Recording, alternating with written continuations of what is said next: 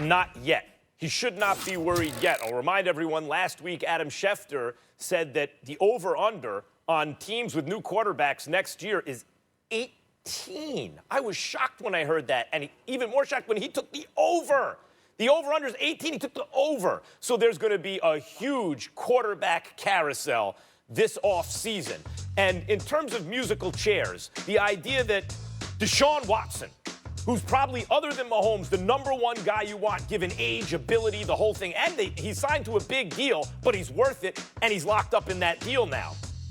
Deshaun Watson's not going to be left without a seat if they're playing quarterback musical chairs. So, and there's plenty of time for all those. Now, if everyone's all set at quarterback, then it's a different story. But even then, you might think you're set at quarterback, and then you have a chance to get Deshaun Watson.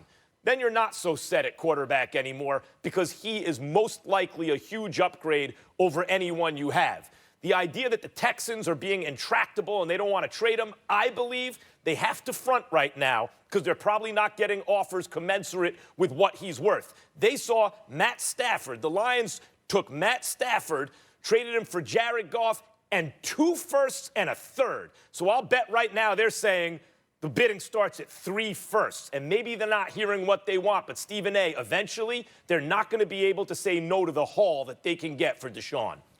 Max, if we had to bet our money, we're on the same page in terms of the likelihood that Deshaun Watson will be moved, because we can't believe the Texans would be that stupid not to move a guy that is defiant, that clearly wants out. And they can take the intractable position all they want to. It's not going to work to their benefit. But when the question is asked, should I be worried? I'm going to say yes, Max, and here's why. Think about this here. You have this guy, Jamie Roots, who was the president. He has now resigned. Max Kellerman, if you look at this guy's bio, do you know where he went to school? Clemson. I don't know offhand. He went to Clemson. Clemson University, Max. So you would think, considering where Deshaun Watson came from, what he did for that institution, how beloved he is by that institution, and Dabo Swinney and all of that, somebody would have went to Jamie Root and said, you know, what the hell's going on here? Are you not taking care of our boy? With him being gone, clearly we've got a situation where something has gone awry, and the McNair family doesn't appear to give a damn, all right? And so when you look at it from that perspective, is it beyond the pale to imagine an organization being so truculent, particularly with a black athlete who happens to be quarterback, who was so thankful in his tearful gratitude towards them for giving them the huge amount of money, living in a day and age where you still have people saying, shut up and ball, you know, whether it's shut up and dribble literally or metaphorically or figuratively speaking, just basically shut up and ball. When you live in an age like that, and it comes from a family whose dad or husband, because Janice McNair is, you know, she's now considered the owner of the franchise. Cal McNair is the president, CEO rather. The bottom line is this. The father, McNair, God rest his soul, passed away in 2018, if I remember correctly. He was the one that was talking about can't let the inmates run the prison. Those were his words, okay? And it really offended the DeAndre Hopkins of the world and others. DeAndre Hopkins ends up gone. Deshaun Watson doesn't even know about it. This is an organization that appears to not give a damn. And as a result, can I imagine them drawing a line in the sand and trying to be hardcore and potentially willing to sabotage their own selves just to make the point that you won't bully us into making any moves? We'll do it when we're good and damn ready, if we choose to do so at all. Do I see something like that as a possibility?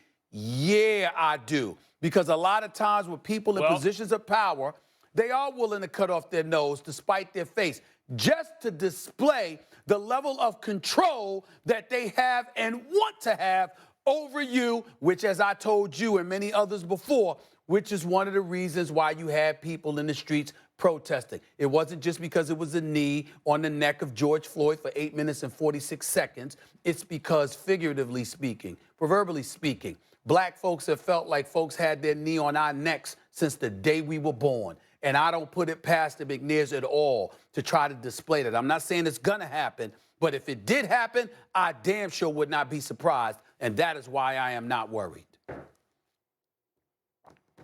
Well, I'm gonna help your argument out here, Stephen. Sure, You must have please. had an epiphany when you were having your wisdom teeth pulled. So let me just add to that point for a second. I think a very good example of what you're talking about, happened recently on the Pittsburgh Steelers. I mean, the Rooney Rule is so named for Rooney, for the owner of the Pittsburgh Steelers, right? And yet the power dynamic, because here we're talking about labor issues overlapping with racial issues, because none of the owners are African American. 70+% of the players are, right? Yep. So there's always that overlap. But strictly as a labor issue, Le'Veon Bell said he wanted a new contract. Steelers wouldn't give it to him. He was willing to sit out a whole season to get to free agency. Now, the Steelers were willing to, they obviously wanted him to play. They made themselves clear they wanted him to play, but they weren't willing to cave to his demands and missed him for the entire season. And Stephen A., Connor did well. He didn't do as well as Le'Veon Bell would have done.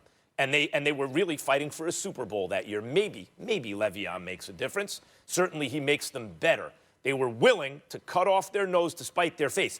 The Pittsburgh Steelers and the Rooneys, not Cal McNair and the Texans, very different there. But even the Steelers were willing to do it, and the question becomes, is it a league-wide thing, if not a mandate, where you can't buckle to player pressure that way because you got to keep people in line and let them know who's boss? If that is the dynamic at work, then yes, Deshaun Watson should be worried. I'll just say he has enormous leverage here because not only of the fortunes of a team's that he can change because he's so great, also because of the huge package he could fetch the Texans. All right, I'll leave you with this.